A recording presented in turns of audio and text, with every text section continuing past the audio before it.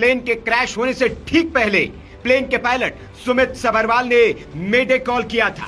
विमानन की दुनिया में पायलट ये संकेत आखिरी वक्त में देता है।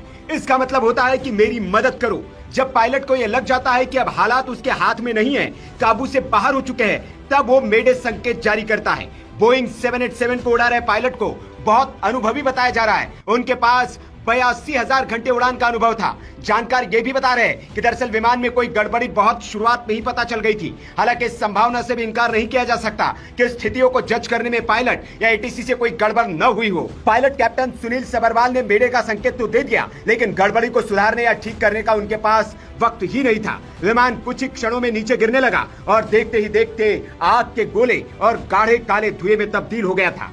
जानकार बता रहे कि इस तरह की कोई गड़बड़ बहुत ऊंचाई पर होती है तो पायलट को सोचकर कुछ करने का वक्त भी मिलता है, लेकिन जाहिर है कि पायलट ने उड़ते ही मेडे का संकेत दिया, यानी उसी समय उसे लग गया था कि हालात उसके कंट्रोल में नहीं है। मेडे शब्द फ्रेंच के मैडर यानी कि मेरी मदद करो शब्द से लिया गया है। 1927 में वॉशिंगटन के इंटरनेशनल रेडियो टेलीग्राफ कन्वेंशन में इसे आधिकारिक आपातकालीन कॉल बनाया गया। पायलट इसे 3 बार दोहराते हैं, मेडे मेडे मेडे, ताकि एटीसी इसे तुरंत समझ ले और बाकी रेडियो संदेशों के बीच ये साफ सुनाई दे।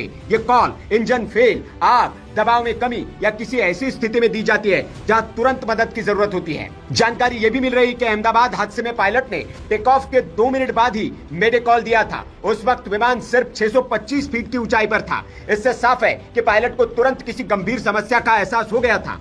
ये भी अनुमान लगाया जा रहा है कि विमान का पिछला हिस्सा किसी पेड़ या दीवार से टकराया हो। साथ ही इंजन में तकनीकी खराबी की भी अटकलें लगाई जा रही है। लेकिन यहाँ ये भी जिक्र करना जरूरी है कि विमान की 2 बार दिल्ली और अहमदाबाद में जांच की जा चुकी थी।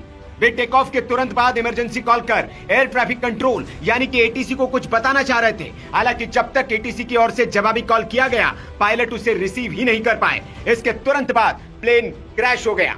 इस हादसे पर एयर इंडिया का बयान भी आया है। एयर इंडिया ने कहा कि प्लेन क्रैश होने के बाद फायर ब्रिगेड की कई गाड़ियां मौके पर पहुंची है। राहत और बचाव का काम किया जा रहा है। हालांकि इस हादसे में कितने जान माल का नुकसान हुआ है, इस बारे में अभी तक कोई आधिकारिक जानकारी नहीं आ पाई है।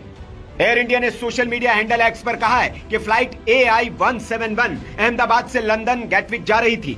12 जून को दुर्घटना का शिकार हुई है। अभी हम विवरण की जांच कर रहे हैं और इस मामले में अपने सोशल मीडिया प्लेटफॉर्म एक्स और एयर इंडिया के वेबसाइट पर ज्यादा जानकारी साझा करेंगे। आपको बता दें कि बोइंग कंपनी के विमान पहले भी कई दुर्घटनाओं में शामिल रहे हैं। सबसे हालिया दुर्घटना दक्षिण कोरिया के जेजू एयर की उड़ान है, जो दिसंबर 2024 के आखिरी में दुर्घटनाग्रस्त हो गई थी। आंकड़ों के मुताबिक विमान लैंडिंग का प्रयास करते समय दुर्घटनाग्रस्त हो गया था और इसमें 189 लोगों की जान चली गई थी। ये विमान भी बोइंग 737-800 था और अहमदाबाद में जो विमान क्रैश हुआ है वो भी बोइंग 787-8 ड्रीमलाइनर प्लेन था। इस खबर के बाद अब बोइंग के शेयर प्री मार्केट ट्रेडिंग में 6% तक से अधिक तक फिसल गए हैं। दोपहर 3:30 बजे तक बोइंग के शेयर प्री मार्केट में 6.42% की गिरावट के साथ $196.51 पर थे।